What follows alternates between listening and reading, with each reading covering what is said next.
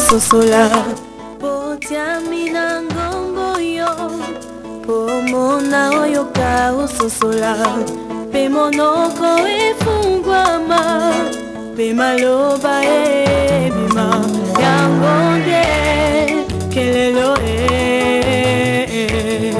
kelelo yango nde kelelo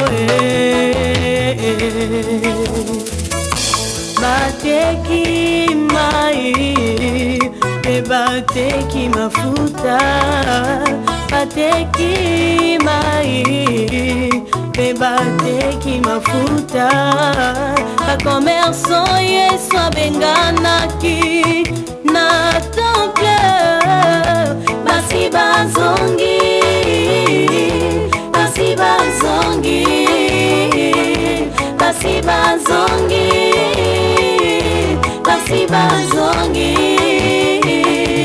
ekomama na Biblia que je t'ai établi comme sentinelle ekomama na Biblia que je t'ai établi comme sentinelle dans la maison de Dieu,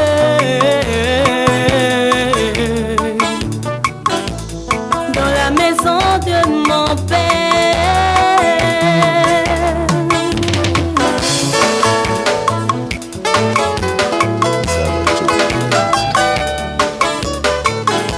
Dekonanga jala malamwe tokomina suka dekonanga tala malamwe tokomina suka oya kozala fanatike ya moto dekonanga oya kozala fanatike ya lingomba oya kozala fanatike ya moto défendre des vérités vérité oyo eza Yesu Masiya défendre de vérité vérité oyo eza mwana na Nzambe betakelela betakelela betakelela betakelela sala keba keba pe sala sala keba keba pe sala sala keba keba pe sala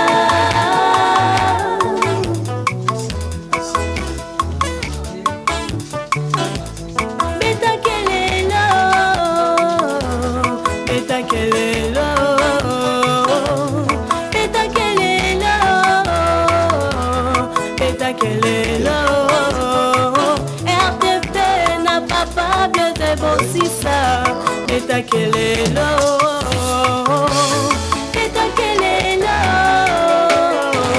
betakelela Pasteur Joël betakelela papa Malwano betakelela Sœur Karen betakelela Pasteur Jean-Philippe betakelela ingénieur office betakelela Studio Mirati betakelela Mama Micheline betakelela Mama Philippine betakelela Mama Lydie Bosisa betakelela Papa Bernard betakelela Bosimba kilelo na maboko Bobeta po libota ya nkolo ebika Prophète Placide betakelelo Papa Clément Laribo betakelelo Apôtre Mandungu betakelelo Maman Béatrice Mukenge Pasteur Flori Yvon le Moindre Papa Richard Kabongo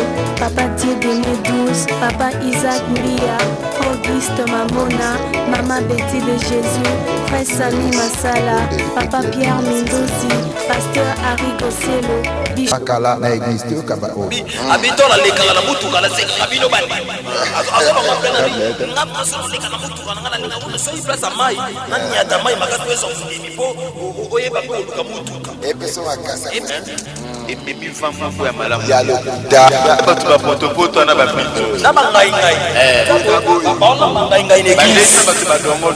badongo mutu pena soki marque dongo demo fois sieda facilement biloko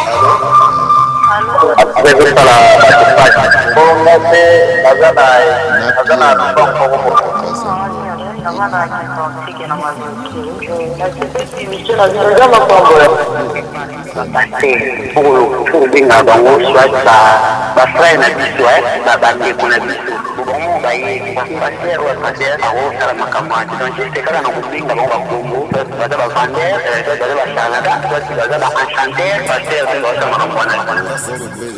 Et c'est de la magie ou le miracle des combos émission na biso la magie ou le miracle wezali kelelo et beta kamikolo nyonso na lolaka poso nyonso je vais dire dans le lac radio et télévision puissance RTB 101.3 MHz 101.3 MHz radio télé puissance Blaise Bossissa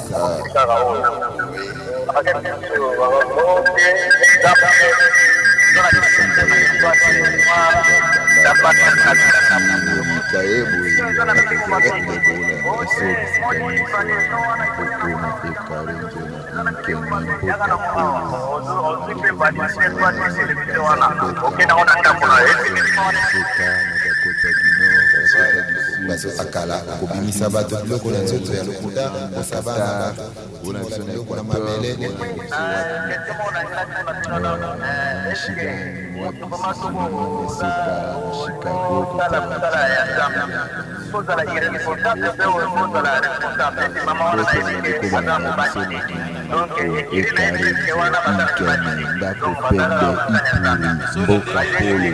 ndekosala kebike bapesala okomi na ntango suka onkolo esolobaki bakoya ebele na kombo na ye bakomersan oyo nkolo abenganaka na tempelo basi bazongi ebele mpona kotekela bato na guérison kotekela bato mafuta koteka mai koleka délivrance gelor lokwa mekana no kotala soki nini kuna na masini soki pe kopie ezosimba te na tindeli yo assistant mosusu wana ya asunga biso kuna ndeko na biso Gaël akoka bon kosunga biso ça va maintenant alors mbote na bino nyonso bandeko ya Kinzamba Kinzundu Kidiankana Kimpeti Kingakati Mobenze nganda ebese nganda ekwese nganda yala nganda sese nganda musolo nganda kabongo ale mbote na bino na Ilmbamo mbote na bandeko nyonso ya Brazzaville mama Francine Okuya mama Mami Basembe mama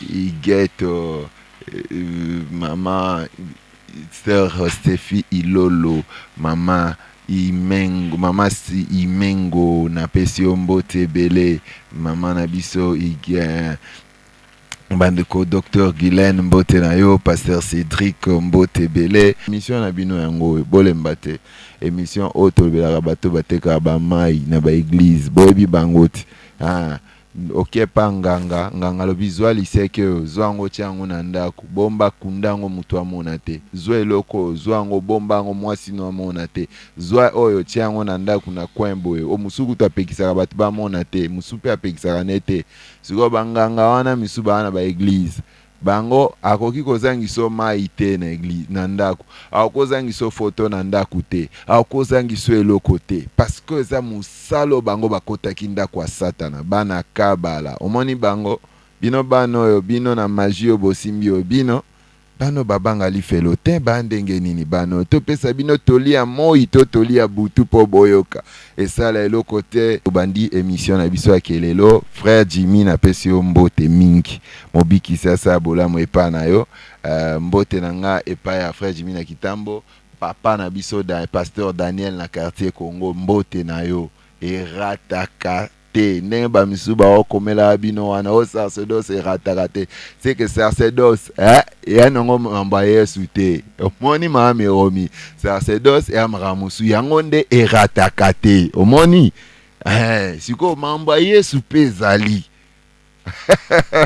banoyo bino alors mbote ezongela penza mama Claudine eskolanda biso na CPA kuna topesio bambote belé na mama pasa mbote pa mama Barumbu mbote na bande walanda biso na Gombe alors natikeli mami Romi ya pesaka mapinga mbote ya pesaka bakonzi mbote yo ti baobendelo bilili neti kaka obanda bapro bagande te tokoba mo bambote esalaka bien mami Romi mbote pa kin électrique ma maison Miromi bandeko nyonso matete bandeko banga moyo ba papa Saint Paul banani tout moi bambote esalaka bien ti Pasteur Blaise apesaka bato nyonso bambote nga napesaka mpe bakonzi bambote mpo baza mpe na droit ya mbote baza na droit mbote baza mpe na droit ya mbote parce que bachrétien mpe baza kati na bango yango topesaka mbote mpo bato mosusu bamonaka peut-être bachrétien baza te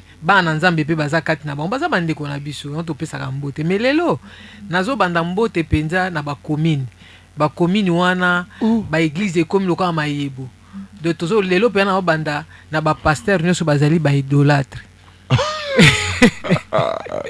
ce n'est pas il faut topesa bango mpe mbote ndenge nini akopesela mbote oyo mais topesi bapaster nyonso oyo baza baidolâtre mbote ebele topesi bapaster oyo bazosambela na bosolo oyo baza kobanga baidolâtre ndio bazoteka mai non oyo bazoteka mai oyo baza na bafoto oyo baza na bikeko oyo baza na bapomi mikolo oyo balobi ke pomi mpe ezosala makambo ezopesa bana bango nyonso wana bazali bapaster oyo bazali na baidolâtre topesi bango mbote mais nazobanda mpenza na kitoki mosi napesi bapaster ya kitoki mosi mbote napesi ya selembau napesi ya bumbu napesi ya ngilingili napesi ya kasavu parce que kuna penza mayebo eboti ebele na kave bakomisi nzambe lokola pilipili ya kobweta omoni pilipili ndungu zetende do bakomisi penza nzambe lokola mwa pilipili moko boye soko tie mwa pilipili nde oyoki gwa biloko nde topesi bango bambote ebele me bayeba ke Yesu pe azali koya yango topesi bango mbote topesi bapaster nyonso bambote ebele pourquoi pas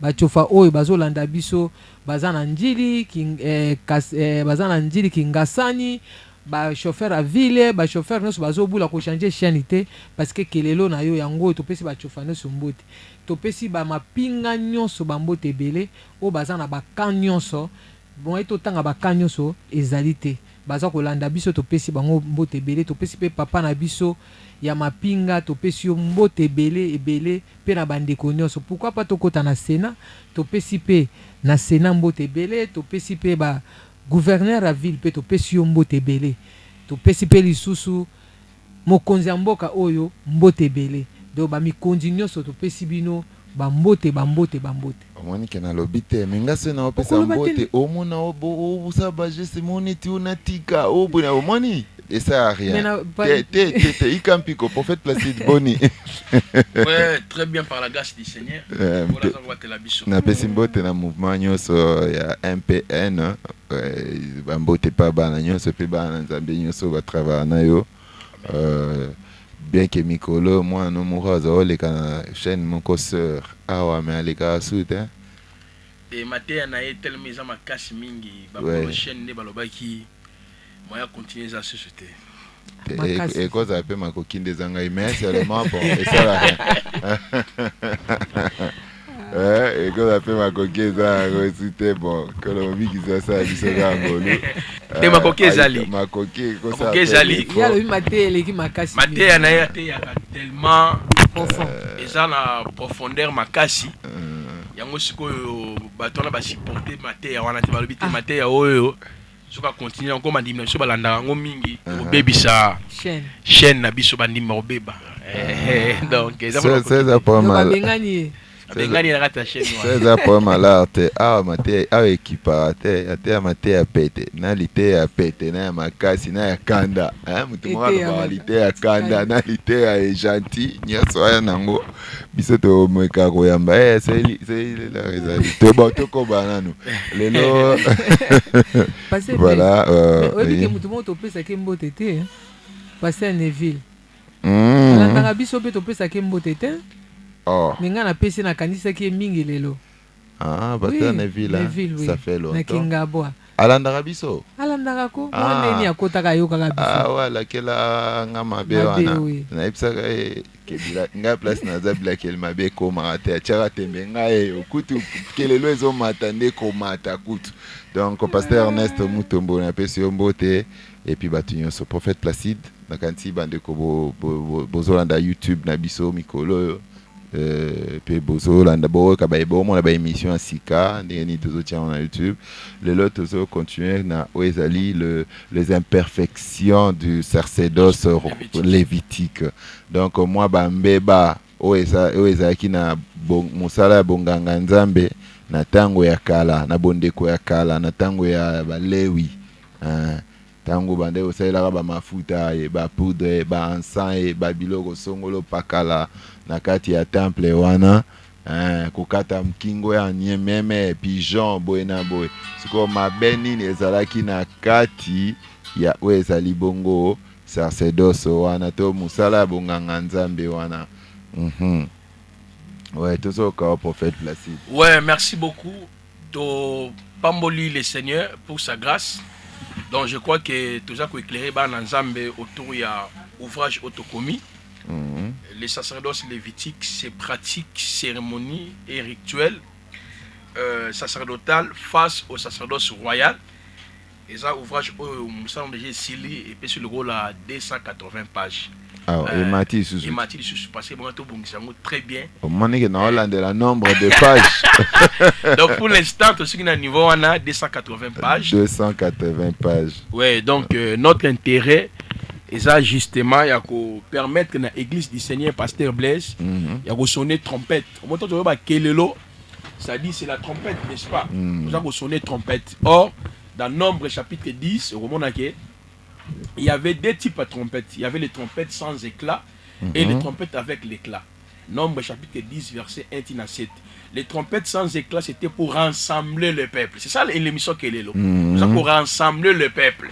Maintenant, les trompettes avec éclat, c'était pour le départ du peuple. C'est-à-dire, les services auxquels les gens pour rassembler les trompettes sans éclat, en même temps pour préparer le peuple de Dieu à l'enlèvement de l'église. Donc aujourd'hui, nous savons que la trompette, c'est la parole du Seigneur. Apocalypse chapitre 1, le verset 10.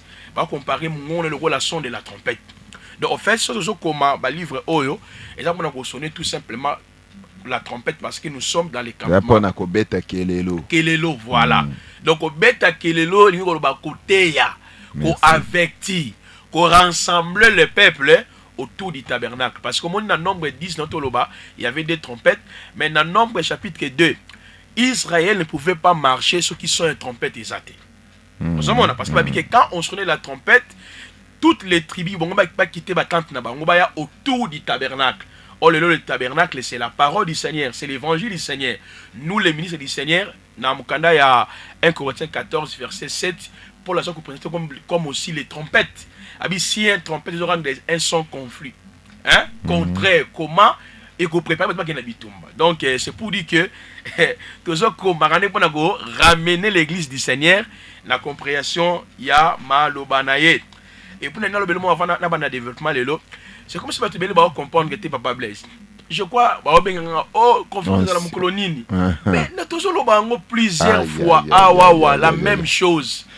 Tolobangona sima ngai ozomona oyo na lembi ndekolema ndeni mutu akola muka na 2h du matin abenga ngatu na ngai mukolo ya conférence s'il vous plaît.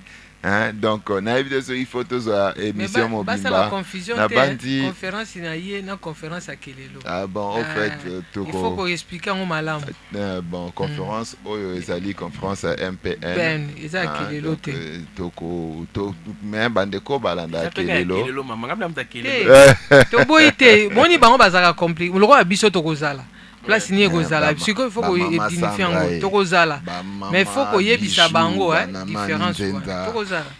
Non en fait to le déjà que non ils ont ba conférence on organise mais je suis membre de Kelelo. Quand on dit Kelelo c'est pour sonner la trompette donc ba nanzambe je crois qu'il n'est pas na sur les défauts il y a changé il y a sacerdoce lévitique et cause il y a changement là to démontrer que dans toute la Bible, il n'existe que 3 types de sacerdoce universels, aux alliés qu'on englober, que ce soit les chrétiens, que ce soit les païens, c'est-à-dire les gens au bateau ça y est l'anzambété. Mais tu vois, dans cet ouvrage nangai problématique et à un niveau il y a compréhension et sacerdoce lévitique ainsi que les sacerdoces royales. On dit les problèmes ça qu'on embrayé église les lois anines même parce que nzambe belé les c'est parce que tu comprends une notion de sacerdocité parce que tant que tu obéis les sacerdoces nous entrons dans la notion il y a les alliances. Or les premiers jours de l'émission on a démontré que d'après la Bible généralement parlant il y a 3 types d'alliances. Mais il y a 3 types d'alliances, il y a 7 grandes alliances divines. Il y a l'alliance adamique avant sa chute, après sa chute, l'alliance noanique, l'alliance davidique, l'alliance abrahamique, l'alliance du Sinaï, et puis l'alliance messianique. Donc, quand on parle de sacerdoce, nous sommes au niveau, il y a constitué Batou, l'olengeni ninzamba marcha qui autrefois avec Israël. Et le lengeni nzamba zali ko marché penabiso. Voilà pourquoi na banana ko définir bit ya sacerdoce lévitique. En loba qui était c'était pour que nzambe avant nana peuple na yelo kwa liboso yango wana. Pona nini? Des mères na yelo liboso ya qui Adam, Dieu avait créé l'homme en son image, comme le péché s'est manifesté, nzamba s'est retiré qui carrément. N'est-ce pas? Tant que ça ko peut sa vision, il y a tabernacle où il y a sacerdoce, bit nzambe parce que le pays dans le blasi les liens du culte sacerdoce parce que pour nous démontrer que bah obligé le comment l'église et ça va bloquer sacré à sacerdoce to comme place wana na c'est mortel ça va défaut je crois to comme place wana dans le baki boy bit ya liboso na Exode 25 verset 8 à 9 à partir du verset 1er 8 à 9 kola lobi okoyebisa Israël peuple nanga na nzela Moïse ba apporter lenga une offrande. Et Bogosala yango un sanctuaire et moi l'Éternel j'y habiterai. Donc bit ya sacerdoce lévitique c'est là qui peut être nzambe avant dana libotanaye. Alors qui deuxièmement c'était pour que nzambe a pardonné son peuple. Nandela ya système sacrificiel, c'est-à-dire taureau, bélier, encens, gâteau, huile, toutes ces cérémonies-là, ne ko permettre que moto a se réconcilier dans Nzambe, moto a zala bobo kanimoko dans Nzambe. OK? Sacerdoce ni kolobanini, mosala oyo Nzamba pesi na nzela ya bato, po ete ba mema bato ne ba bunga ki epa na yemoko. Mon définition simple ya sacerdoce. C'est par là j'ai démontré que il y avait une tribu Nzamba confia qui Monsalawana, c'est la tribu de Lévi. On a démontré aussi qu'il y avait 3 conditions pour exercer les sacerdoces. Premièrement, être désigné. Il fallait Nzambe ya ponyayo. Deuxièmement, il fallait y a vêtements sacrés. OK? Au sujet des vêtements sacrés, on a démontré qu'il y avait 2 types à Babilamba. Le vêtement pour les souverains sacrificateurs et les vêtements pour les auxiliaires, c'est-à-dire les souverains sacrificateurs, les kéatite, les géshonite, les mérarite, qui comme auxiliaires, il y a Aaron et Katia, prêtrise. Très bien. Alors, troisième condition pour exercer Moussala et sacerdoce, il fallait normalement consacrer Moto. Donc, si ces 3 conditions sont remplies, c'est par là moto akoka qui mena ko sala musala et sacerdoce. Pourquoi? On a démontré qu'autrefois qu'il y a Exode 28,1,3,4,43 il y a Nzamba ebisi Moïse yebisa l'Éternel parla à Moïse ebisi eboye au consacré Aaron dans mon sacerdoce. Vous avez c'est-à-dire et si ka sacerdoce ezali tolobaki 1 il y a la divinité, 2 il y a l'autel, 3, il y a les sacrifices. 4, il y a les sacerdotales. 5, il y a les bénéficiaires à Moussalawana. Or, nous avons démontré autrefois que Nzambe yemoko depuis le ciel, à d'abord les sacerdotales, sous sa péché à Moto, a manifesté geste prophétique. C'est par là maintenant, ce qui est condition, mais ça, tout le monde est rempli. Nabo Kanyakala, Moto, qui maintenant exercer maintenant fonction sacerdotale. Alors, nous avons démontré maintenant le défaut de sacerdoce wana. OK? Cause à changement dans les alaki nini parce qu'il y avait plein de défauts. Tout ça là défauts, tu retournes ah, c'est quoi bon le konza même quoi tiens, comment ça sur na défauts sur nini. Les défauts ba imperfection dans c'est na niveau ya ko réparer les péchés dans l'homme. OK? Bible le dans Romains chapitre 3 le verset 23, tous son péchés sont privés de la gloire de Dieu. Dans Actes chapitre 17, le verset 26, ma comme le bien était, Nzamba permettre que bateau tout babi manangela makile motomongo qui est Adam. Or, dans Romains chapitre 5, 12, tina 21, Bibelobi, d'abord à partir de 21, Bibelobi, par un seul homme, le péché est entré dans le monde. Et puis, à cause il y a l'isumu, masumaji bateau nyon surtout na mokili.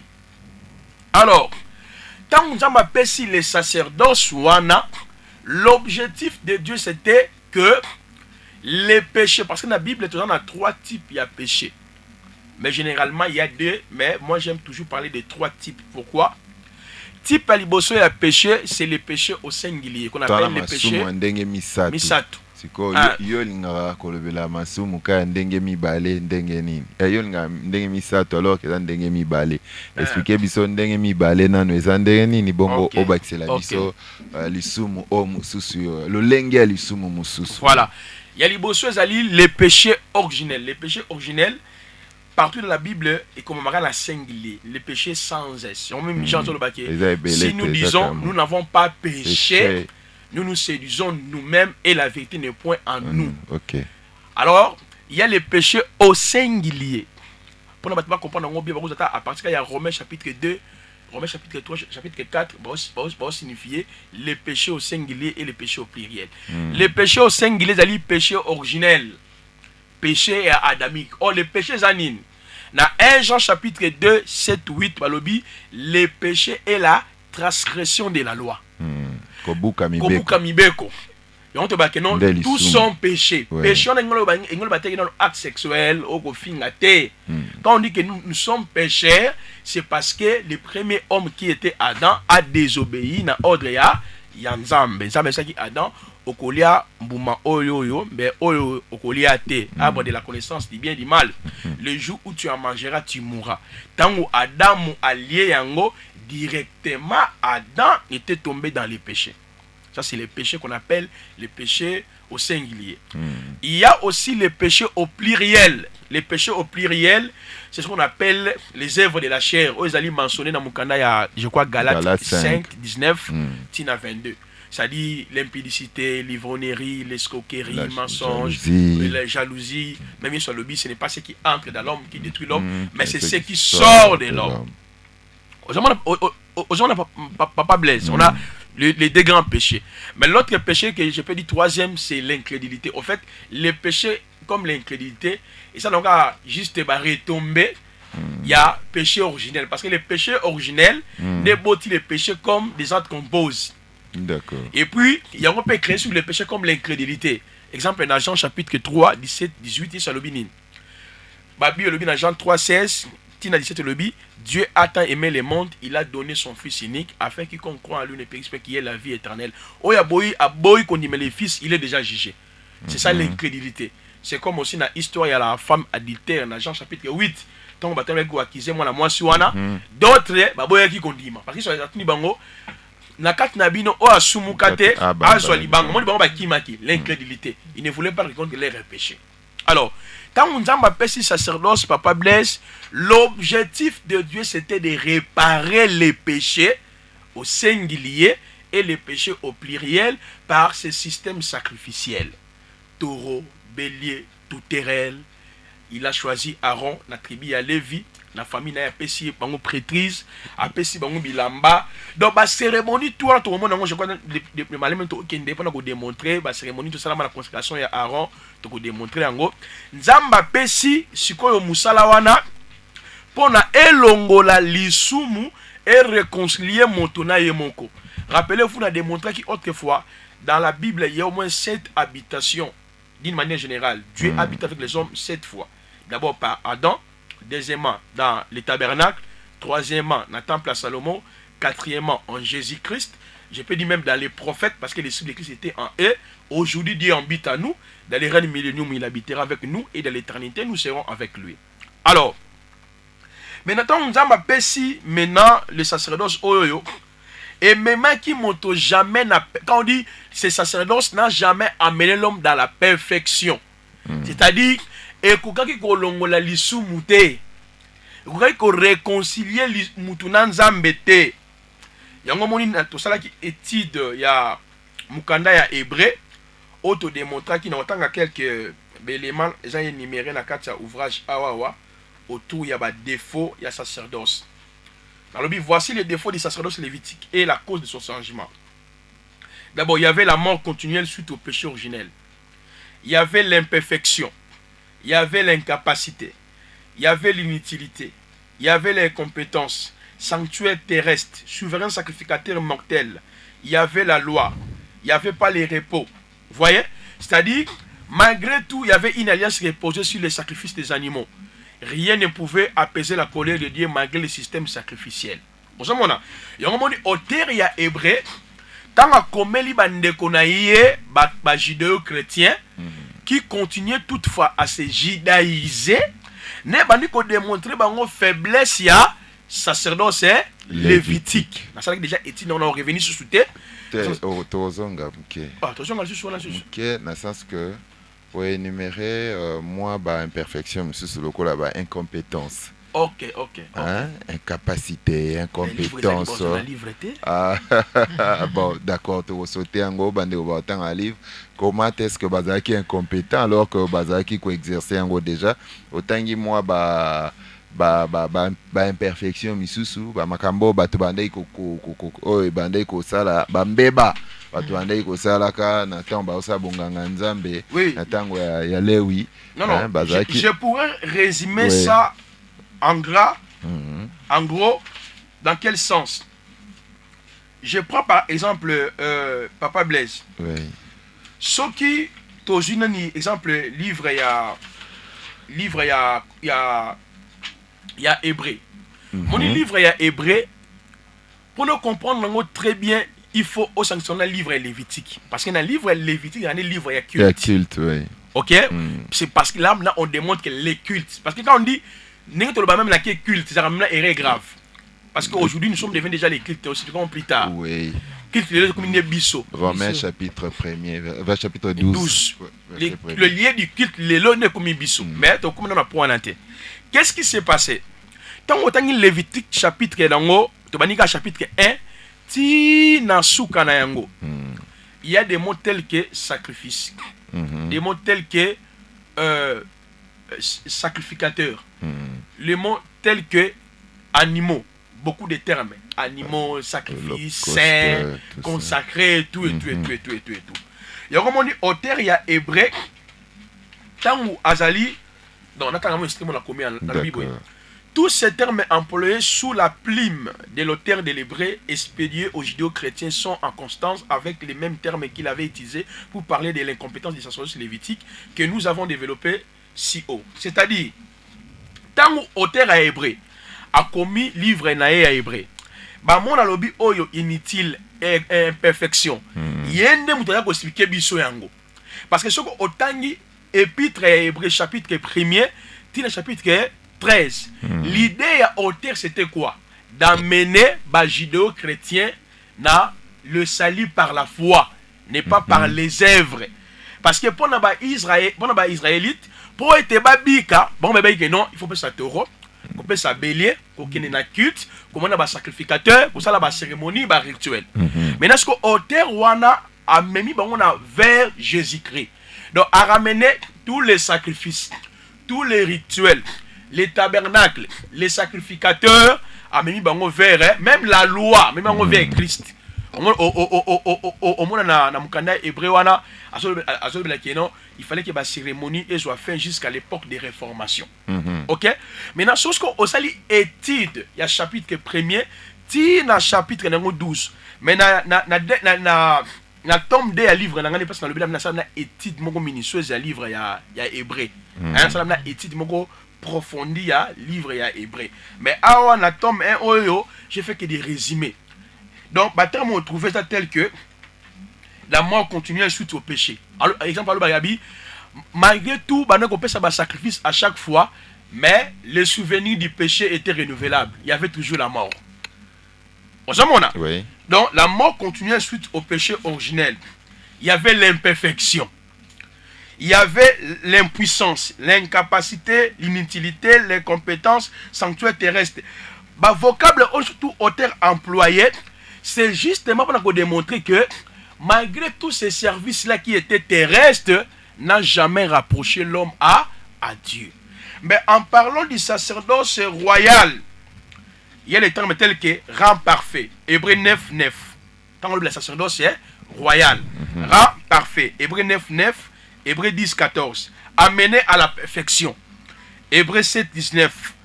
Le terme tel que parvenir à la perfection. On a expliqué, donc, quoi, les bits, ça sont royales, je crois qu'on est revenu maintenant, dans ce cas qu'on anticipe par moi, idée. Parvenir à la perfection. Hébreux 11, 14, Hébreux 12, 22 à 23. Homme parfait. Ok. Hébreux chapitre 5, 14, virgule, Hébreux chapitre 6, verset 1. Malembe. Pardon. Homme parfait. Homme parfait. Hébreux 5.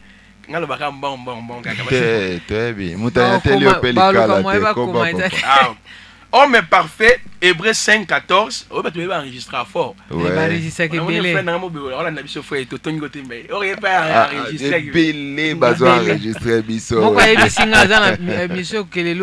y a 4 ans. Enregistré à 4e année. Ah, ça c'est bien, ils appellent bien. Ils appellent bien. On a peu contribution, frère, mais ils appellent bien. Homme parfait. Oui. Hébreux chapitre 5, 14. Virgule, Hébreux 6, verset 1. Parfait. Hébreux 9, 11. Les consommateurs de notre foi. Hébreux 9, 11. Éternel. Parce que là-bas, les sacrificateurs n'étaient pas éternels. À chaque fois, toutefois, il faut que remplace Rabango. Remplace Rabango. Mon dit, tu défendre. C'est-à-dire, Moussalawana n'a jamais réconcilié l'homme à Dieu. Voilà. Éternellement. Hébreux 7, 24. Meilleur. Hébreux 6, 9. Ok? Mieux. Hébreux 12, 24. Plus excellent. Hébreux 7, 7. Sanctifié. Hébreux 9, Hébreux 2, verset 11. Sainteté.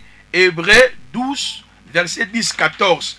Ça sont des termes employés par l'auteur hébreu. Il y en a qui dans le tome 2, vous avez profondeur étude du livre hébreu. Vous avez 1, 2, 4, 5, 6, donc, c'est ça que nous devons comprendre vraiment sacerdoce. En résumé, c'est quoi? Au moment Moussala Onkola Pesiwana n'a jamais amené l'homme à la perfection, c'est-à-dire à la réconciliation.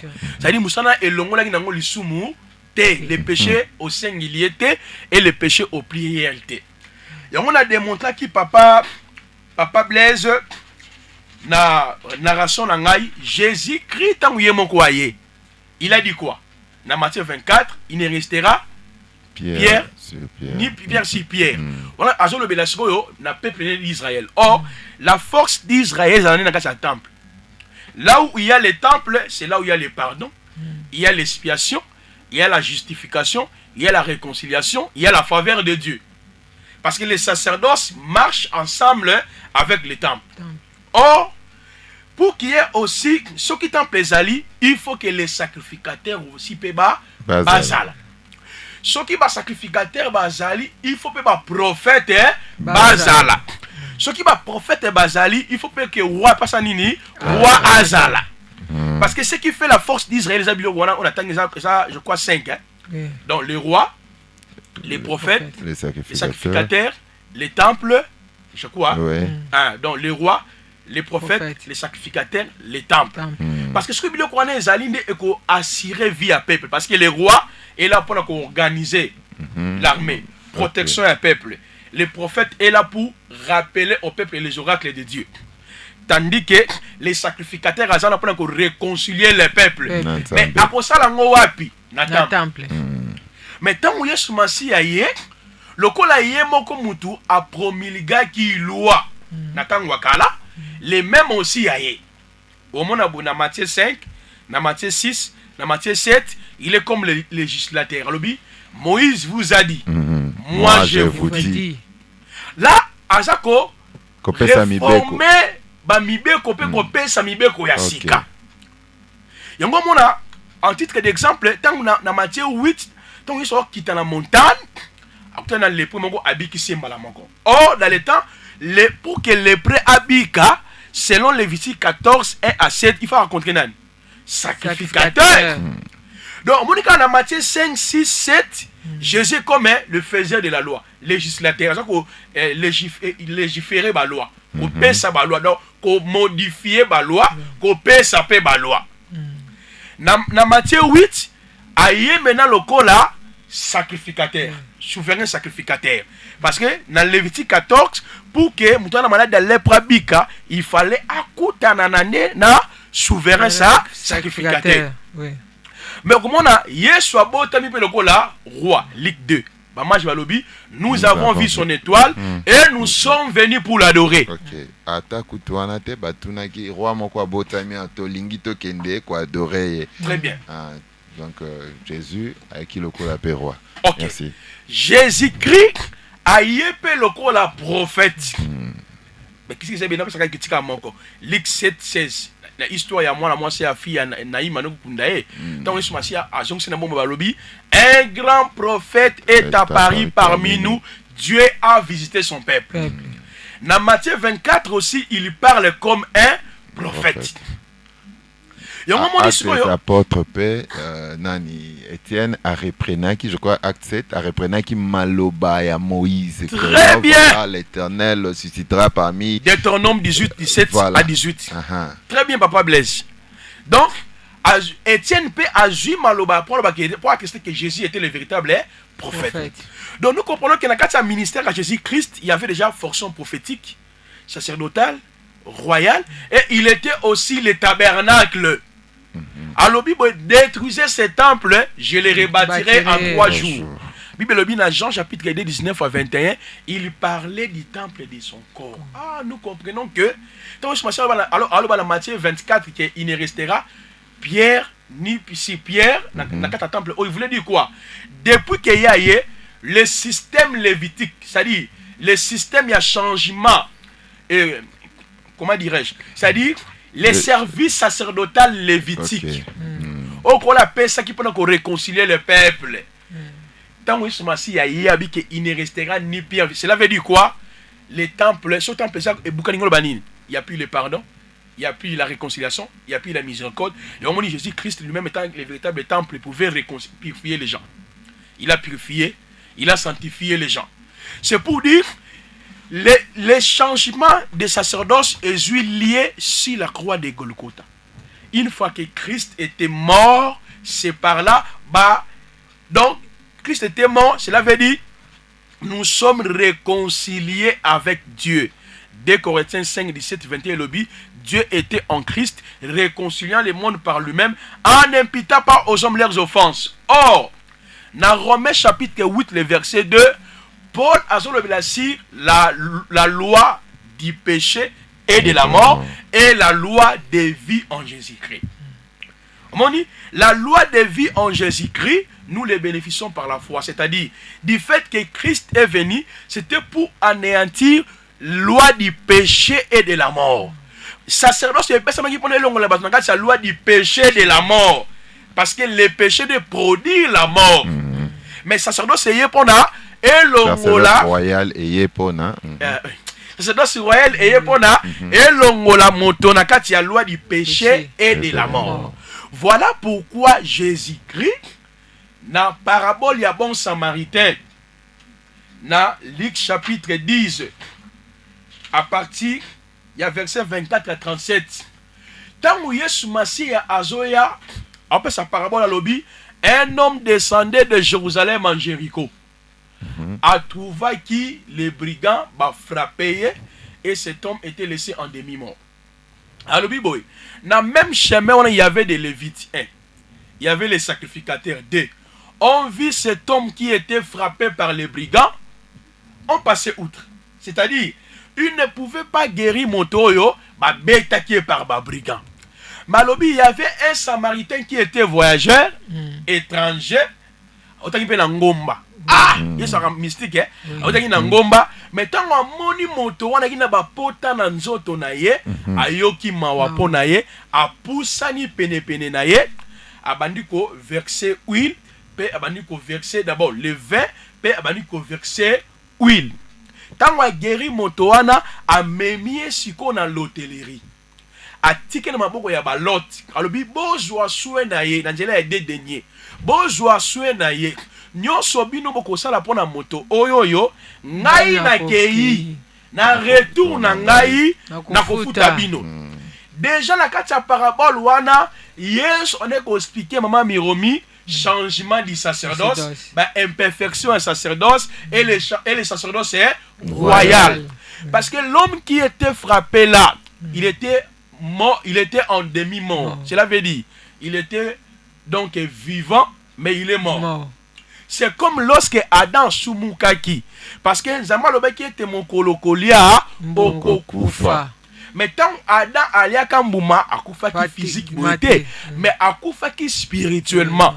Ézéchiel 18, 1, 4 et lobby, l'âme qui pêche, c'est celle qui mourra. Donc, l'homme qui était laissé en demi-mort, représentait Bissonion surtout, qui sous la loi du péché et de la mort.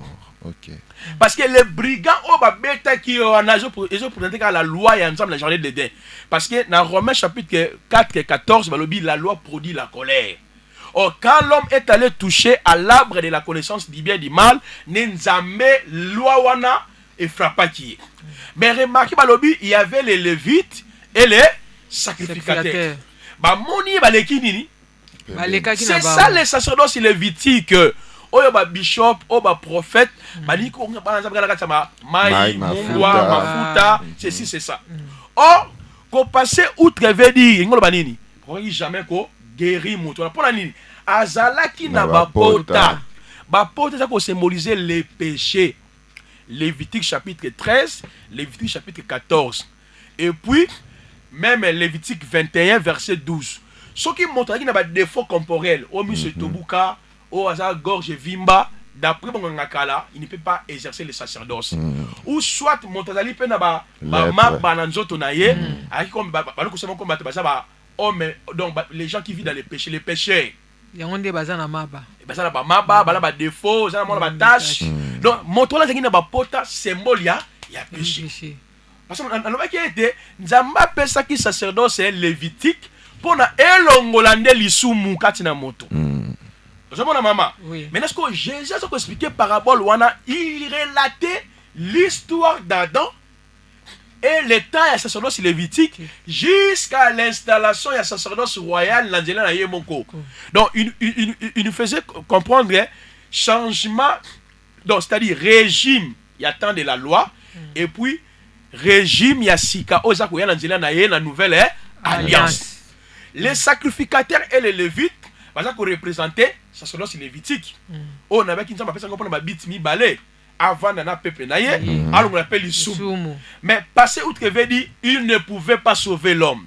Nangela ba nyama, nangela ba gâteau, nangela ba mungwa, nangela ma bele, nangela ba cérémonie, nangela ya ba huile, encore huile d'onction, huile d'olive. Nyo surtout wana, surtout à la quitter. Mais qui est ce Samaritain? Le bien était à Outa Kinangomba. Oh, la montagne et symbolisera le ciel. Bible le bien dans mon Daniel chapitre 2 verset 42 à 43. Tant que Daniel a monnaie qui li banga ozo uta wapi nangomba sans au secours ya moto et ko briser menace statique. C'est que la montagne et symbolisera le ciel. Même dans Néhémie, je crois 9 verset 10 quelque chose comme ça. Néhémie 9 ou Néhémie 10 ba lu ko ngomba monake. Bazolo ba était tant que ma pesa qui Israël la loi na montagne na Sinaï, bazolo bien ngomba le ciel. OK? Donc la montagne symbolise le ciel. Oh, qui est Jésus? Jésus-Christ est venu du ciel. Il n'était pas un homme de la terre. Il est né du ciel. D'abord, au moment où on a été tant ange, qui n'est pas Marie à l'obéité, l'ombre du Tout-Puissant te couvrira. Voilà. Ozanani, Moana. Yesu m'a confirmé en Jean chapitre 3, 12, 14 à l'obéi. Personne n'est monté au ciel si ce n'est celui qui est descendu, le Fils de l'homme qui est dans les cieux. D'où venait Jésus-Christ? Mais tant que voyez, balobi était samaritain, c'est un voyageur et étranger. Rappelez-vous, tant que Yesu a une question, le Fils de l'homme n'a pas une place pour reposer sa tête. Abi les renards, mais le Fils de l'homme n'a pas sorti monter. Abi, on a démon le lot dans 3 jours à Kenaï. Mon samaritain parce qu'il est étranger. Mais dans 4 voyages il y avait l'huile et le vin. Ok? Mais babi ayoki compassion. Le temps où samaritain a compassion, c'est le temps où Christ s'est manifesté. Il a quitté le ciel, il est venu sur la terre. Babi, il s'est approché de lui. Parce que nous, à cause du péché, même dans le sacerdoce lévitique, l'homme ne pouvait pas s'approcher de Dieu. C'est Dieu qui s'approchait dans le sacrifice, dans la cérémonie. De la même manière, quand on paye sous Christ aïe, il s'est approché de nous. Or, Ésaïe 53, Elobi, il n'a pas connu les péchés. Mais il s'est fait pécheur pour nous. Du fait que cela veut dire quoi? À s'identifier na moto. Oh, la na masumu wana. Oh, ko bande ba ple wana esala makine na ekulusu. Omoni na ekulusu nde esika Yesu abomi la loi pe sacerdoce wana si la croix de Golgotha. Quand tu vas ba ki baza ba père à sacerdoce. Père sacerdoce n'est qu'une docu bien nini. Parce que Bible bien était, il nous a fait tous. Non, en fait, na comprendre les lots. Na comprendre prophète Placide. Ce qui parle de baza père à sacerdoce. Et ça normal. Peut-être sacerdoce et nzambe nini. Nde ba ebisa bisote. Tant mususu eza sacerdoce mususu. Ya bango. Ouais, o ya bango wana o eratakate. Tango mususu po ma mususu eza ba ebisi yo vérité te. Oui. Même balobi kaka. Alors père et sacerdoce eratakate, et quoi ça sacerdoce royalité. Mais ça sacerdoce mususu. Oh nga na yo comprendre. Parce que c'est maman comme place voilà. Oui. Ba ko ça ngo motote. Ah bon? Yo ko ça mutundenge nini? Ngai tata sacerdoce. Mais bango ba ko ya na école sacerdoce na la kisabino na ko. Ba sa ba cours sacerdoce na boye. Hein donc ba ko ngo pesa ya radeni boye ba c'est ni ko ke ba mai. Ba nego bena la je crois la pasteur ba autant commenter la rapper ah. Ba ça mo belé. Mais pourquoi ba linga oya te ba lo ba pe makambo. Mabanga ndenge nini? Akwatake. Oh. Kata yo zana kata Yesu obanga ndenge nini obanga liwa ozo okufa kalati. J'ai l'envie de m'en aller vers Christ pendant panda sango malamu ozo banga passer place. Mais siko ozo banga ndeni siko batu bakoyeba ke batipe wana bazokosa bazosala mabe ozo banga baya bachet bon na oyede bango baloba 5 batu baya bakeza bango ba changer bango mungongo non makambo eze belé to sala ga me ba oloba batu ba oyeba tekeza bango c'est balingi to enregistrer émission bango bakena bango na tsali kolekisa et ça m'a bité to kei to yebine to kosala et ça m'a bité ba changer mungongo ekoyeba na teke bango voilà nani mna lelo mna basi mangam malamu parce que dans le livre, on a détaillé que surtout dans la 4 livre, même la parabole, dans la 4. Ah bon? Kasi yango tout le monde a dit tout ça, bon on a été. Radio eza TVT. Radio eza TVT. Il déjà tout TV. Tellement de babine na TV na devant caméra, na caméra. Ah, c'est quel na TV. Donc ba msusu ko bengi ya na radio alobi émission ngo eza na radio to na télévision. So obika na radio akoyate. Il y a lingi visibilité. Alingi star. Mazo benga maza mwana nzambe te. Ya ba ya na ba msusu baza ko se servir na nzambe pona ba besoin na bango même ba msusu. Et ça eloko moko te. Na tito zonga na c'est donc il va passer ensemble na biso pour comprendre d'abord bit oyo même nga monta m'interpeller nga trois bisinga tu as un grand aux gens la mission il faut ça des fois il faut ça parce que na meka mako introduire même pasteur musuna yebi sacerdoce boumbe papa blesse mon boulou na comprendre en côté eza ba biloko ba mafuta ti bonganga nzambe ya ba cérémonie te OK et ça lango clair voilà pour na solo baboy tant samaritain wana ye oui abandi ko bande ba ple na ye ko bongisa pota pota ça dit oh ko bongisa pota ne ba bengo changement du sacerdoce Hébreux chapitre 7 12 lobby. Ainsi longtemps que le sacerdoce est changé, il y a nécessairement un changement de loi.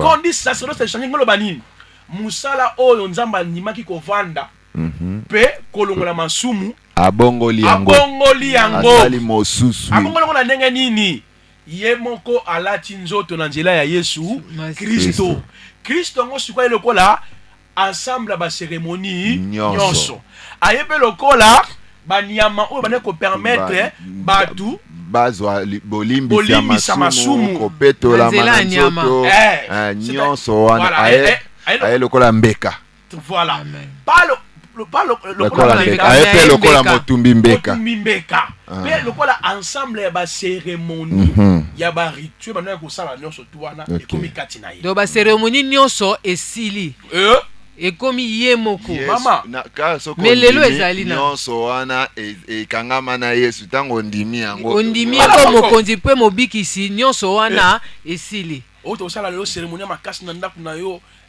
yakana mungu yakana mai ndaku no c'est comment mungu na mungu mafuta mais ça c'est quoi ça bongo ba msuba zo mela ipare bouchon ya mafuta bapesa ekir mami robi yo mozongisa biso simato évoluer nanu alors maintenant tant bandi ko bande ba pena yo na parba balobi il vexa d'abord l'huile et le vin asopele nanu il y a pas le vin nanu pour ani le vin le vin ma longue histoire pour nous gagner peu de temps on s'en bref parce qu'on a livré déjà ma détail c'est belé le vin c'est la symbole il y a alliance na mukanda ya Matthieu 26 verset 26 à 27 Yesu Masia na baye kolina ye mon sang les sang de l'alliance abi ceci est mon sang.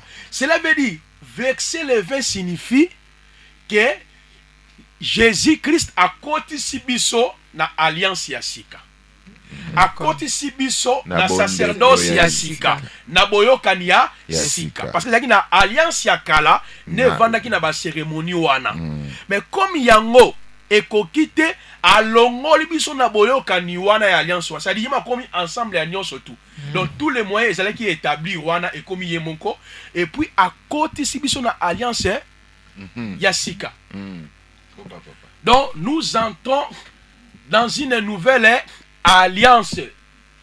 OK? Oui. To continue alliance ya sika. Papa bless. On m'a dit le bien dans mukanda ya Hébreux chapitre 10. Chapitre 10 à partir à verset nango 18 tina 22 Bible lobi boyete par sa mort a inauguré une route nouvelle. On m'a dit ça dit verset du 100 et verset du 20 veut dire nous sommes entrés dans une nouvelle alliance.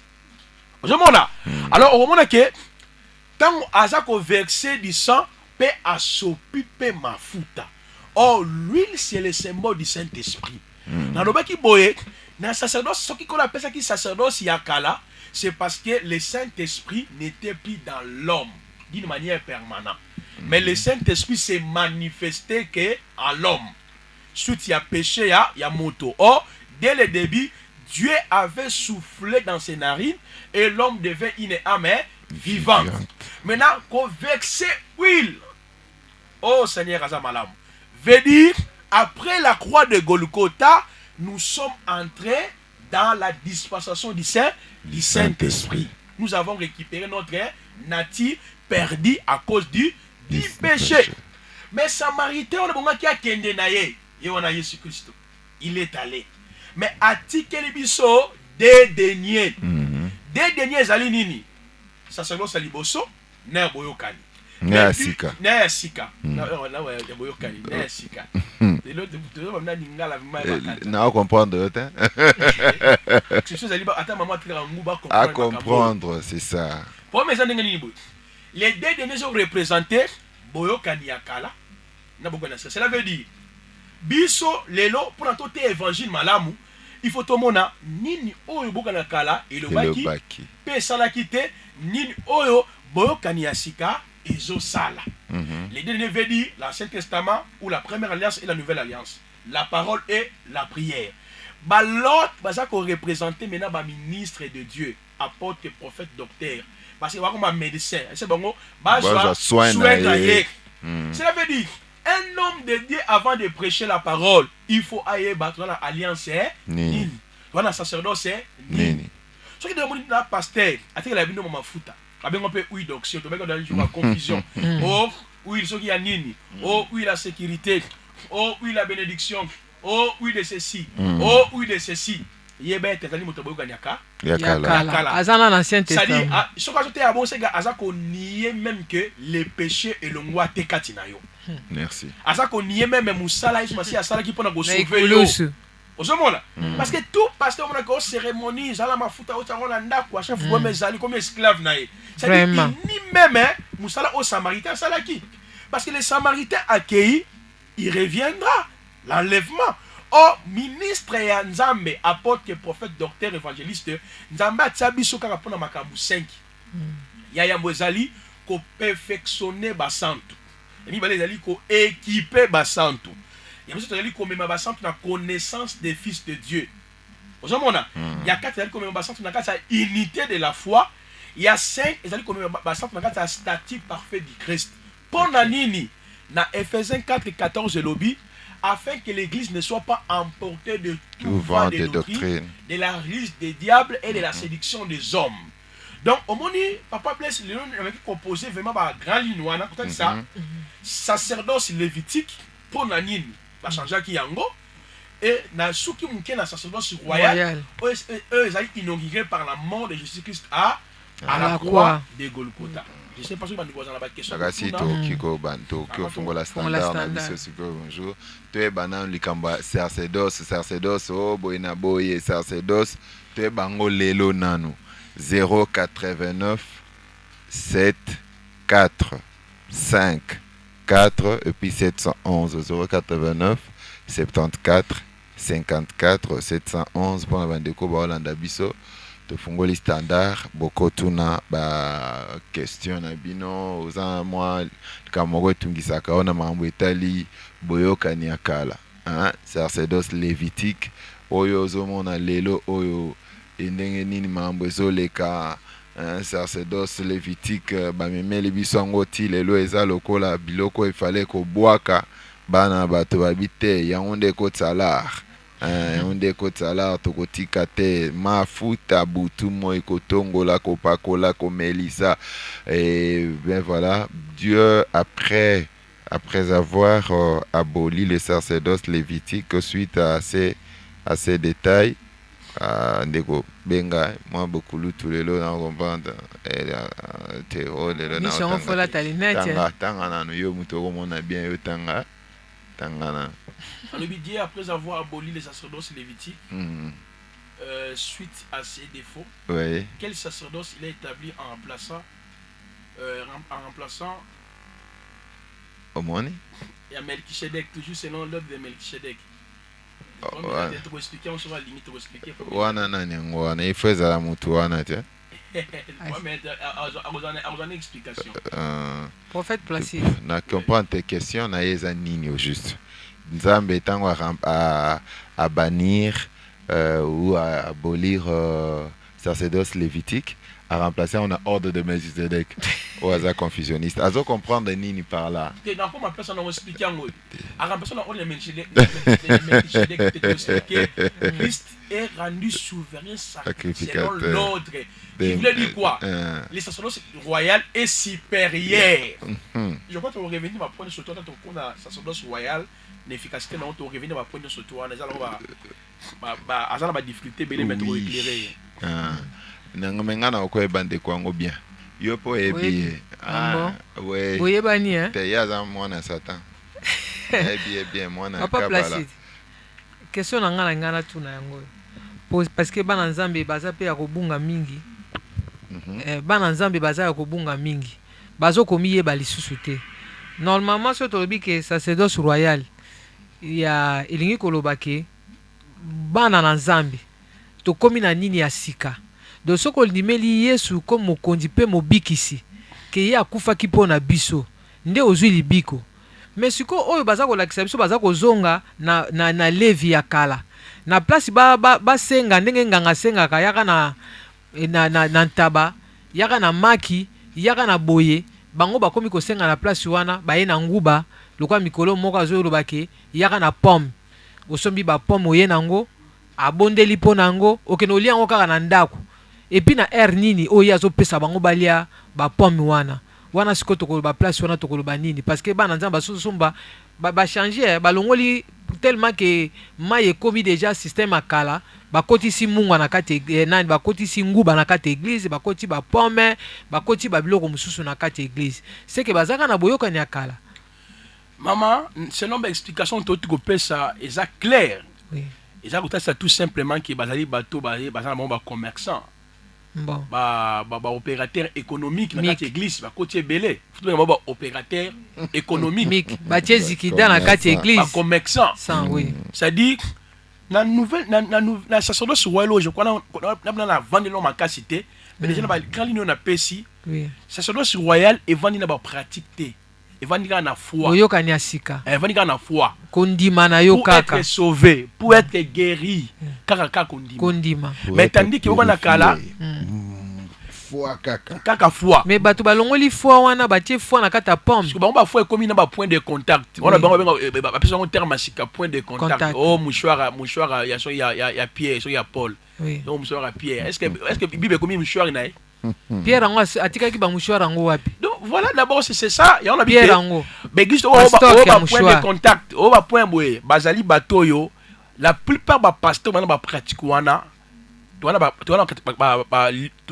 genre bateau bazali bateau bazana katia magie ou soit na bokoko parce que na ba ordre nyonso occulte il y a des pratiques exemple ceux qui na rose quoi bazana ba pratique na maikari OK pe na branamisme et ça la bazana bana mwa mungu na bango na église de réveil ça la rappelle na ba catholique pe ça la mais na église ba apôtre obiso to zali ça ka foi kondima kaka par la foi et sur le but tout ce que vous demanderez en priant, croyez-vous en priant mon nom, croyez-vous que vous l'avez déjà réussi et vous le verrez s'accomplir.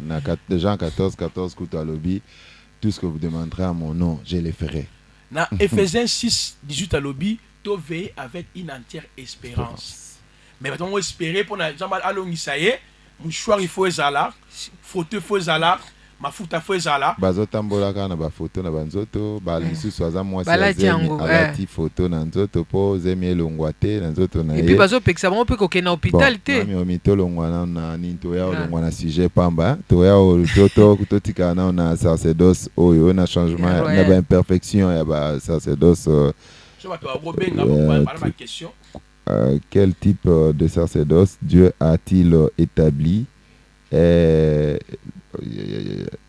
est-ce le sacerdoce royal ou le sacerdoce lévitique selon l'ordre de Melchisedec? Waouh! Mutawa Melchisedec kotika biso te papa. Apesi pe kombote. Comment anayebi prophète Placide pa yebi. Yazo pengwa na ba sacerdoce na ordre de Melchisedec abieza ya modèle na ye.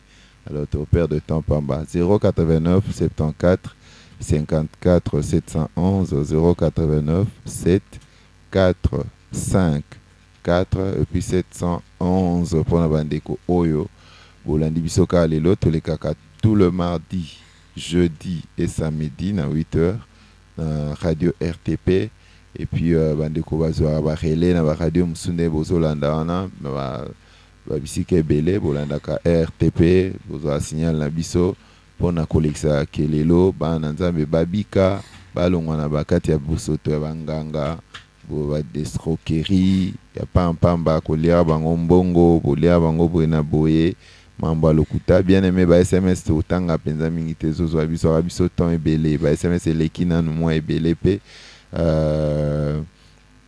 089 totang benga en direct o kokabongo ko benga ba moko oleka to yamba yo olie que otindaka ba SMS te bon ba SMS pe zo temps ebele alors 089 74 54 711 089 7 4 5 4 et puis 711 Radio RTP émission Kelelo tous un pasteur prophète Placide nama miromi pona kweba bongo ko yamba ba appel siko to fungoli standard to yamba na ba appel mkenan bongo to kozonga na sima appel à liboso allô on a émission Kelelo tozoka oui. En tout cas, bon, on a en direct. Pasteur Nela là-bas. C'était vraiment l'émission Makasi. C'était Makasi parce que tu me continues à Bokoko et continue à je ne comprends pas. Bible et c'est le nom de Jésus. Il y a certains d'autres personnalités que notre Jésus n'est pas puissant, n'est pas fort. Il ne faut pas s'engager dans le bureau. Alors, tu peux risquer un jour et comme on est dit, tu as l'amba Yesu. Comme on a battu comme Yesu, battu Maï, battu Mafuta, battu Mungwa. Bon, battu bon, finalement, ce qui est dit, surtout biso nangaba bakawani bele vraiment voilà ma contribution c'était ma casse que voilà de la biso. Merci papa, merci à Principe Pasteur Kata to amande comme susu alamba yes bache pilipili bache mai bache mungwa soko meli obiki. Allô oui, allô. Bonjour. Pasteur Doris tozoka bonjour prophète Placide. Bonjour. Yango naza komite na ndobi yango te bana zo kita na tikito wana ye vraiment akoki pe ko bebisa ta transport ta ya ta na plateau ko travailler ata na pesa ba ah d'accord, merci pasteur. Na église boko papa na moni pasteur ate ya ici après alongoli kosi bazali loba mwa makasi papa na côté de l'église boko pasteur ate ya ici alongoli costume akela kamena zamba la touche alati touche alongoli mapapa sapato alobi monganga nzambe badeshi ko place na zaki na lendi na pimina ko pima pota na pina na makimi nyonso to pima yango tata wana aomona makambo wana tipo kate yango on the floor de la chaîne wana papa merci pour continuer au éclairer. D'accord, merci beaucoup. Merci pasteur Doris. Parce que mingi za ndenge wana bonganga nzambe siko alati toshi alatela wana bagrimasi bagrimasi bino bokanisa ke siko mutama pataye nzambe siko aye. Allô Allô ouais bonjour. Bonjour. Je suis évangéliste. Allô Je suis évangéliste Michel. OK. Pasteur responsable de l'église de la Pandane. Na c'était makati na émission makati déjà. Mais nazopi na kati ya msala na lapi na sina mpena Nzambe. Est-ce que les enseignements sont couchés dans un document pour vulgariser cet enseignement qui est profond? OK, merci beaucoup. Donc, est-ce que l'enseignement est en cas d'ouvrage ou bien en cas de document ou à qui se procurer nango balandibiso na katikati peut-être dans un pasteur évangéliste ou à Bengibiso évangéliste Michel abisinga lobi azali pasteur et église à la puissance bandale. Oh, gloire à Dieu, c'est ezali extension à la puissance bandale. Akoki kobenga kaka au numéro à prophète Placide au pesa on a suka émission.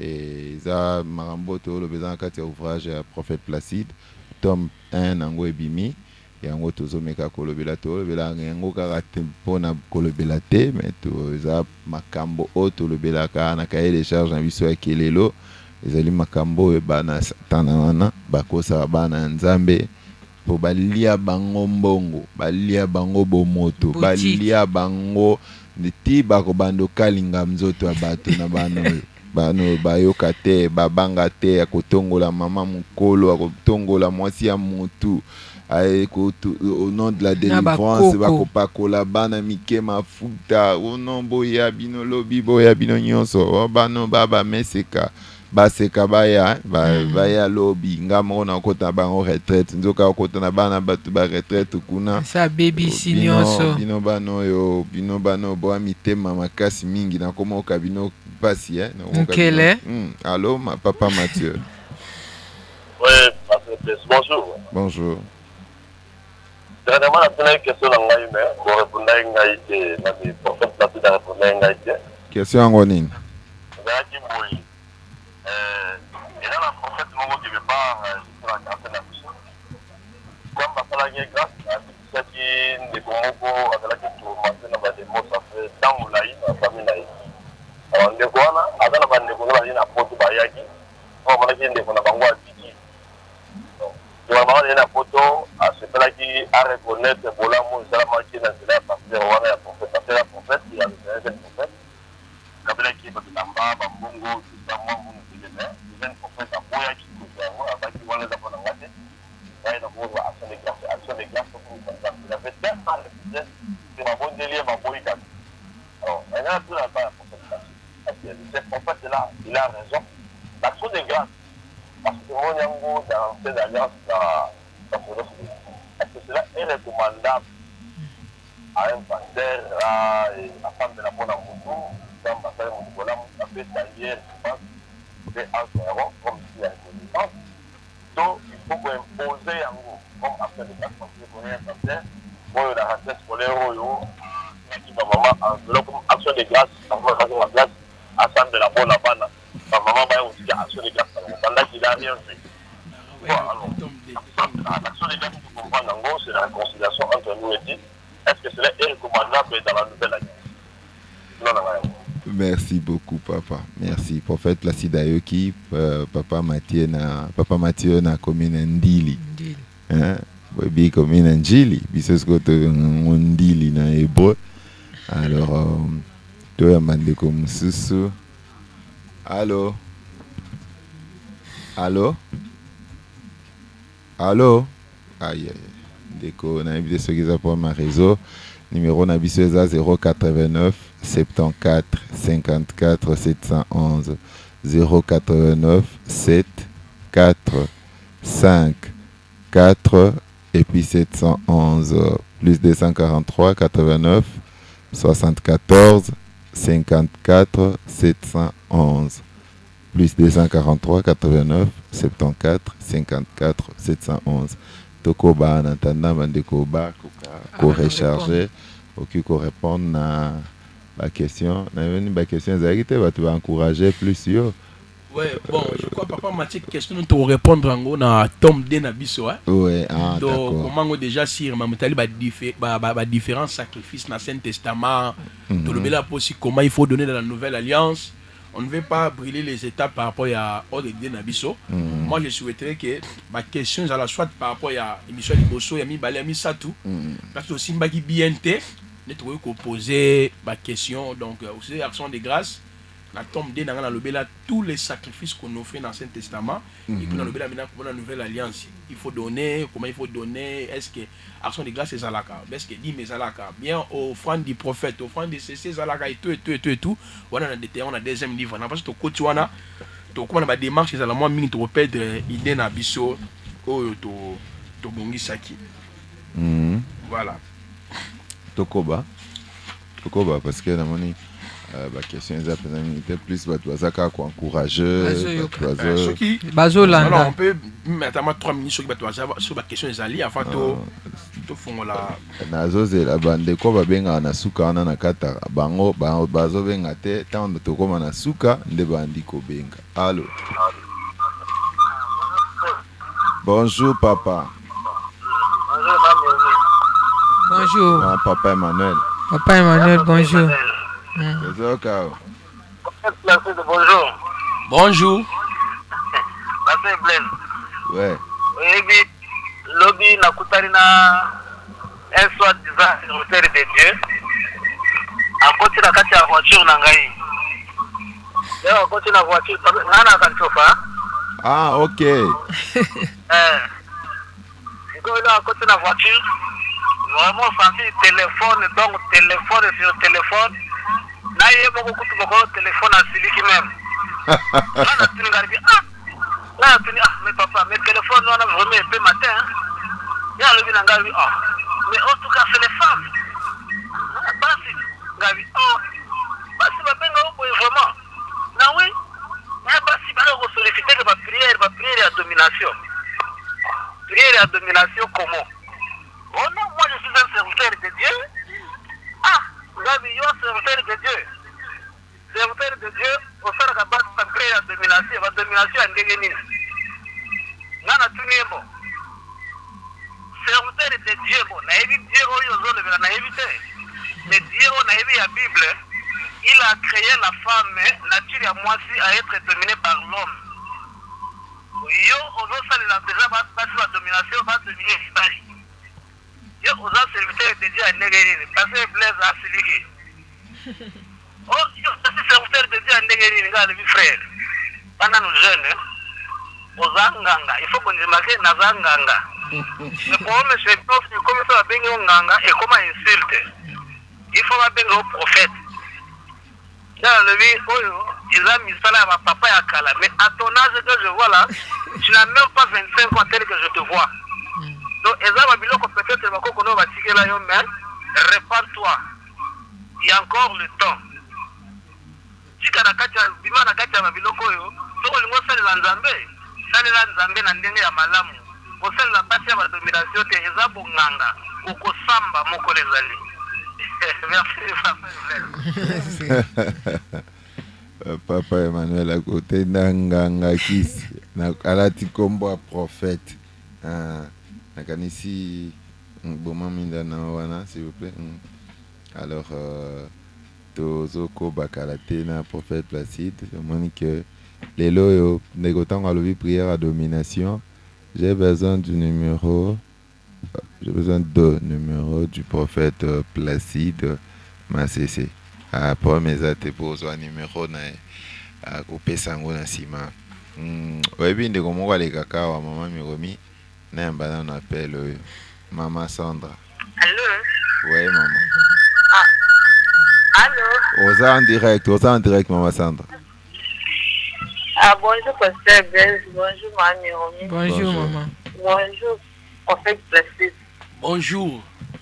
Nzamba pambola bino na émission na bino kozolakisa bato vraiment eloko ezaki bato ezokomprendre te batana na ntango ya kala wala kutu yesu ayaki nanu est ce que bandeki kotize babiloko bato bandeki kobika te soki to toza na temps grâce oyo bi dezosa soki eza na kombo moko apesama ye mpona lobiko na biso babi kombo Il a là, maman Sandra qui vraiment à Ozonga. Espérons. Bon, prophète Placide, nangi sikoyo na tuna question moko pour bana nzambe misusu oyo bana nzambe misusu bazolanda biso bazo vivre makambo ebele bakwa comprendre eloko moko tokitisi nanu mwa toyebi ke baenseignement lelo ezali sungi bato ebele na mbazala nzambe nini na meka kokitisa ngo na mwase moke ndima question na ngaka ndenge wana okoloba nini mpona bana nzambe baolanda baprofete napesi ye kaka mai boye pa mbala moko mibali bakomi kolanda ye mama moko mama Sandra zela moke na oyamba merci Nemba? Ah, d'accord. Maman Sandra rappelé na oyamba yo. So bengi mbalo le quoi prophète passé dans dimi. Alors, okoloba nini, bazo leka na ba TV, na ba radio. Tant maman na yaki na pesi boy, bala moko azu na pesi boy, na pesi kombo yeso etanga mate, mais mai boy na boy. C'est là tu yamba pas maman. Oui, maman. Oui. Dans le Bible, c'est qu'il y a la puissance dans le nom de Jésus-Christ. Donc, ça a tout les problèmes, tout ça a dit sur Batouda qui te linkina bilanda landa, oliko yo kase, muninga sali boye, dans la salle à boye, bilo quoi ne big sarate, koko la biso ba promesse que ba bilo quoi ba dai ko utiliser, ala kutu yesu ya ki namti. C'est qu'on a moment là biso toza attend ya grâce que Jésus Christ de Nazareth c'est ça yaki, anzima ko mika baye moko France pour la tina na lubiko na biso. Donc nzamba sunga biso, nzambe apesa bino makasi. Babiloko bozo ebisa biso boye parce que tolongwa mpenza na babiloko wana mingi oza nango me bandeko na biso tuka ndenge bio bozoteya biso sebe tozokoka kosala sensibilisation mpona bandeko na biso batika bilandalanda. Estce ngube koobikisa moto eza nguba ngo yango toliaka ere nyonso tobikisa bato te po ani mungu ekosala nini na nzoto dai kutu mungu asoki eleki mingi na nzoto ya motu ezodétruire moto ezopesa maladi bamafuta na nyonso to soki eleki mingi na nzoto ya motu ezopesa bamaladi bacholesterol e bato bazokomprendre te nzambe asunga apesa bino makasi nzambe pe apesa biso makasi toluka de façon tokoki kotia bamoyen parce que sango malamu bino bozopalanganisa de parce que bana na nzambe bacomprendre parce que eza susi ya nzambe ke peuple ane eza na interdiction te mais hérité royaume des cieux. Pour ça, tous les sala oyo eza ke poka tozala perdu te mais pour que tout hérité royaume des cieux. Tozo boya ba makambo wana kokende ba matio na ba nini ke lobi boye o se retrouver kaka boye parce que tout pour rater paradis donc zala sûr que donc il a faire aux candidats sur ba koyamba yo. Nzamba sunga pe sabino makasi prophète passé des nzambe akoba tuna opeso ba révélation Papa Blaise Penzanzambe apesa bino su makasi mama Miromi abatela bino penza poko bakabwe na kosunga biso parce que eza pasi tuza koyelo bazo mona tout ba biso yo penza enga nzamba sunga ka pasi obiki soka koyata lelo asa biso ata signe poto moni ke pasi penza pasi.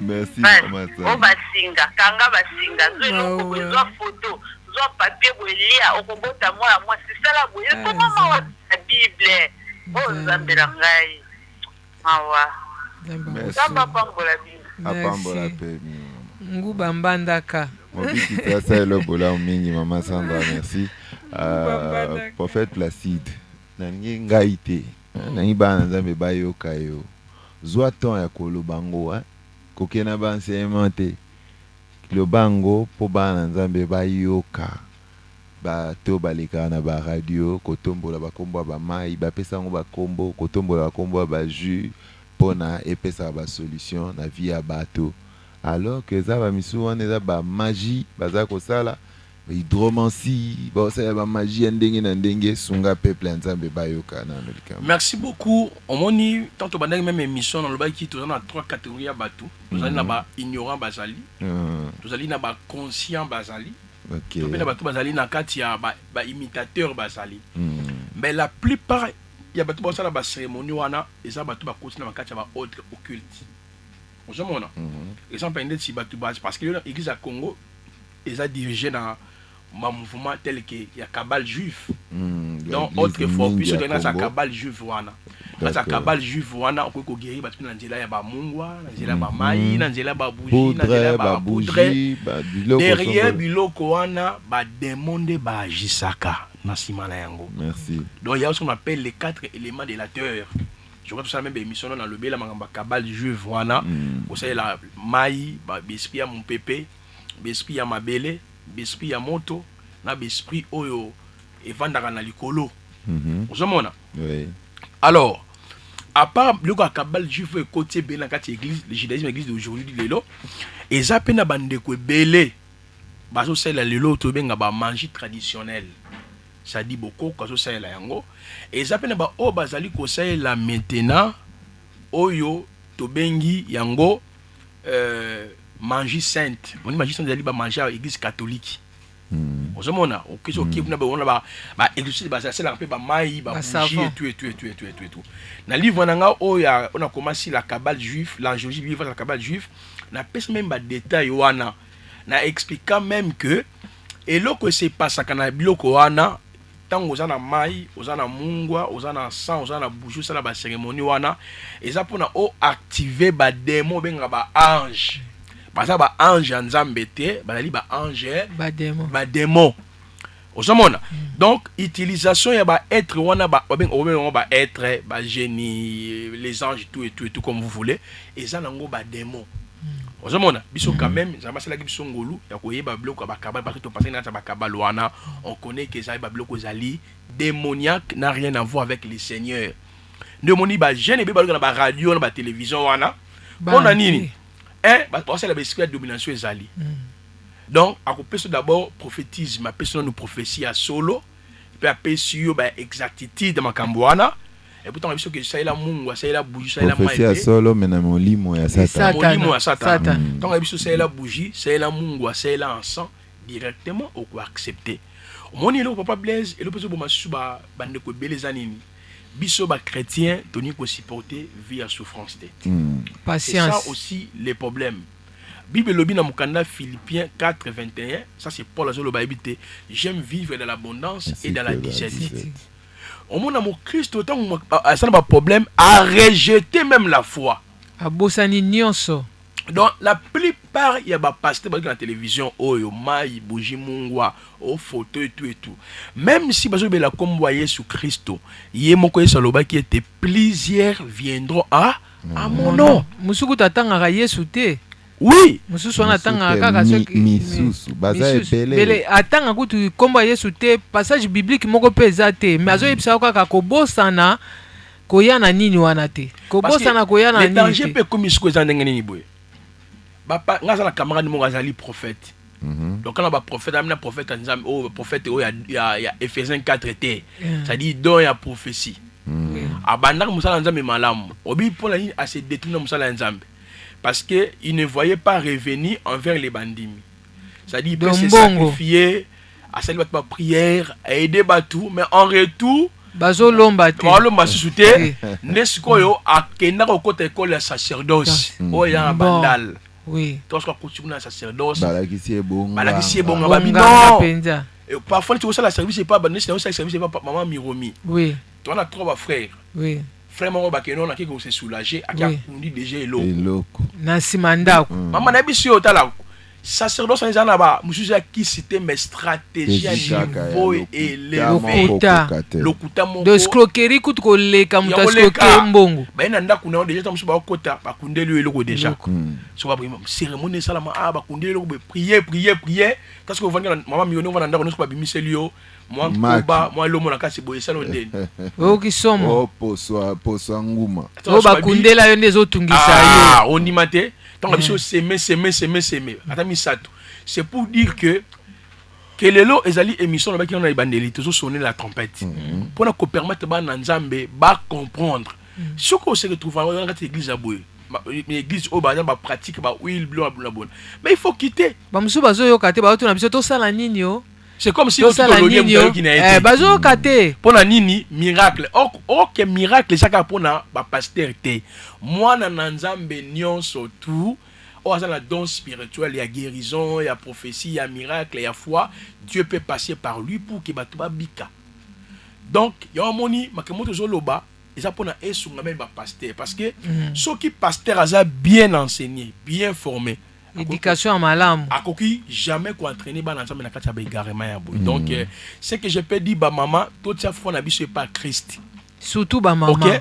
Parce que maman a un problème problème azongeli ba bangunza azongeli ba mai azongeli ba nini boye o kaka na nzambe non et puis ma bezani papa Blaise les maman sur le ko na nganga moko boye pona nini message à prospérité message à balier ba démon message à foi ezali ba message moko satanique pona ko yiba batu ba mbongo exemple moteur okozwa mokolo na yo biso foi est-ce que cause la pauvre zo mai yo na bale koloba zo asa ko tsak ni katina l'esprit au conquérir au avoir au dominer au boma ozo boma pe mwana nzamba kokelela te ba misuku tubaote ya bangwa wana Kinshasa o mwana nzamba belaka te mwana nzamba iko bela te Yesu obeli ba démon donc mwana nzambe il faut la prospère que prospérité on ezaka prospérité matérielle financière eza prospérité mususu te mwana nzambe ye 17 ezate ye eza lokola tata moko catcheur na yo kaka alimbisa gai ya lobi oya kata suki atikaka walobi tango ba bala mwasi na binga bali pour les meilleurs et les meilleurs pour la mabete donc alors moi biloko wana ezwisi bana na nzambe posa mokili makasi yango mwana nzambe ovanda na église moko te aza na église oyo akenda koyoka prophétie aza na église 15 akendaka akenda kolela banda kolela kuna akendaka prospérité kuna nde alandaka délivrance omona mwana nzambe akokofanda te motema likolo motema moto aza prêt ayebisa papa Placide nini nzambe soki akosala te siko ngai mpena soki nzambe apesi ngai libala te aneo na otikala ngai kosambela aza prêt akata relation aye na nzambe akata relation aye na nzambe likolo ya biloko ya mokili ndeni nzambe okotikanga mpiaka boye mosali moko nzambe aloba pena papa Blaise biloko bino kondana yango wana nzambe pe ayebi ke tonyokwami mingi so tosala ngo po tolia pe ata mwa malamu bimabe eza wapi voilà pasteur wana aloba ne vérité ke fali na efumbwa wate babisa bina lia fumbwa kala papa. Alors 089 tofungola standard lycée na éviter au moins cause en moko bakisa. Non, je crois que tolobela kaka mokola jeli si les liens maintenant les liens il y a culte à sacerdoce lévitique. Les lieux les lieux du culte d'accord. 089 74 54 711 74 54 711 les liens du culte du sacerdoce lévitique d'accord on va comprendre biso to ce qui appelle les ali bande mso babengaka na suka mais ce qui appelle les athées na kanisi to koki ko suka wana lelo pona lelo ouais tout ça virgule awa c'est bon alors na banti prophète Placide Prophète Placide aza ko bunda pona kokoma tongo pona émission merci pena ndeko na biso ndeko Jojo ndeko Josué Bola oyo pe a se déranger qui a kokakoya ko assister biso lelo ye mutazo sunga vive Fortizo TV et ils vivre kasita otia loboko pona au filmer on a DSLR ozaki na ba caméra haute au changer vie alors merci d'avoir découvert ce balanda biso dans internet bandeko so na pesi bino merci et pasteur Noël Gaucha merci nayo merci na pasteur na éviter pasteur Clément Laribo soko ozawa pi papa so ipe ozana mboka ezali likolo na ngomba. Alors merci boke bana wana bano yo ba oteka ba mai yo boke bana bango alors tokutani mbala sima ceux qui mobikisa zongite bye Sentinelle moni sentinelle yo kinini sentinelle moni sentinelle yo kinini Potiami na ngambo yo Pomona oyo ka usosola Potiami na ngambo yo Pomona oyo ka usosola Pe monoko efungwama Pe maloba